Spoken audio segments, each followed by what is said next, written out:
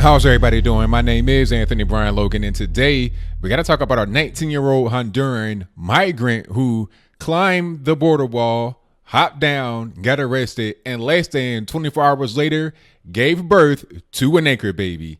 That's right, I said anchor baby. No, I'm not being insensitive. No, I'm not being racist. Yes, I am using the appropriate and accurate term for what this child is. Let me back up a little bit to explain what's going on so you're not quite lost in the sauce. Now, there's a woman, 19 years old, who came from Honduras through the whole migrant caravan. She joined them in mid-October, so you're talking about 2 months. She's been traveling in this caravan for the sole purpose of coming to the United States and giving birth.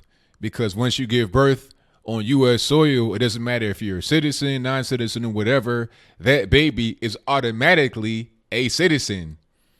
And when you're a non-citizen, that baby makes it very difficult for the parents to be deported because who's going to take care of the baby?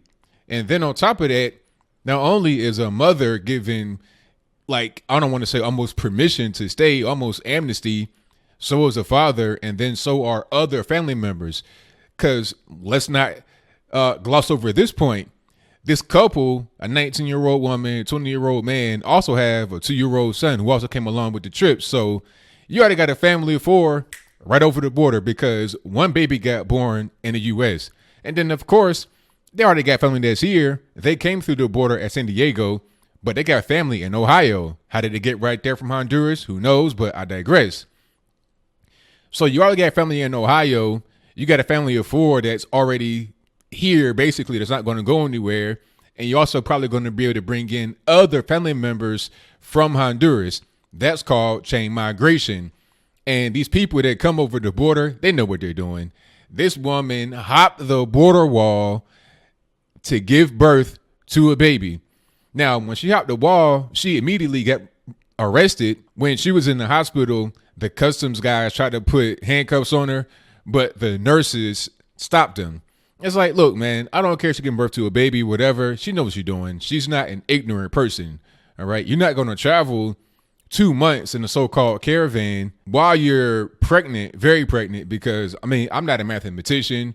I'm just saying that she gave birth on time at 9 months, 2 months ago, or 7 months. So you're 7 months pregnant in a caravan and you're becoming more pregnant day by day. And if you're pregnant, you're going to need much more care than the average person. You got to eat a lot of food. You got to get shelter in order to keep your pregnancy viable and to deliver a healthy baby. So here we are with an anchor baby. Now, this is an extreme problem, and this is another reason why we need to have that wall. The wall will not completely put an end to the anchor baby thing, but it'll definitely put a dent in the flow of these people that come over the border to do a variety of things. You got the anchor baby people, and just want to come bring their 20 family members with them because of the one child was born as a U.S. citizen. You got people that are running drugs, people that are running guns, people that are doing sexual trafficking to children, adults, slavery, all kinds of stuff that comes through that border. You also have people that come on a plane to do the whole, what they call birth tourism. A lot of Chinese people do this. They come on a plane, they're extremely pregnant, and this hospital is full of people. These Chinese women that are giving birth to these anchor babies for a variety of reasons. Again, you could have government spies from the People's Republic of China. I mean, it's a lot of different things going on with this whole system of anchor babies. And that's why Trump said he wants to put it into it by executive order. And I'm not sure I was going to really be able to do that because you're talking about the Constitution. That is the 14th Amendment.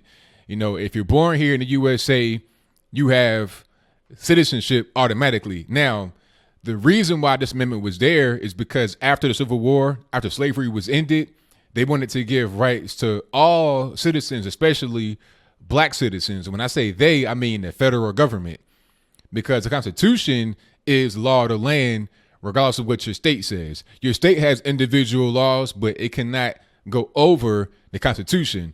Okay, that's just what that is. So the 14th Amendment was for people like myself, my ancestors, way back then, when it was passed, and also for former CSA citizens. That's a Confederate States of America. When that broke away and then they came back, they were given the right to vote and that type of thing. So it was for them, it was for us, it was for Americans, not for people that are just hopping the border while you about to give birth in a couple of days. Like, she literally hopped the border, hopped over the fence to give birth. If you build that wall to the heavens, build it all the way up to the sky, build it to where you can like see it from a plane, build it that high, you won't have these kind of issues. People just walking across, doing whatever they want to do. But I think the best thing to do here as I close would be to have something that puts an end or stops or slows down this whole thing about birth tourism. You got Russian women, women from China, Honduras, etc., that are all giving birth to these babies, bringing their whole family over. It's not fair. It's not a righteous system. And people that come over here and do it, they know exactly what they're doing. They don't care about any history. They don't care about slavery. They don't care about the Constitution, other than the fact that it allows for them to do this without being checked. So that is pretty much all I got to say about that. What say you? How do you feel about these people hopping the border literally to have anchor babies and then their whole family follows? Like I said, they already have family in Ohio. And by the way, they were taken into custody at a certain point, but they were released. Okay, they were released and then sent to their family in Ohio. Now, usually when people get caught and then released into the interior of the country, they come from the border illegally, you never hear from them again. You know, they give you an address and say, okay, I'm going to come to court and I'm going to file my asylum claim or whatever the case, but then they vanish.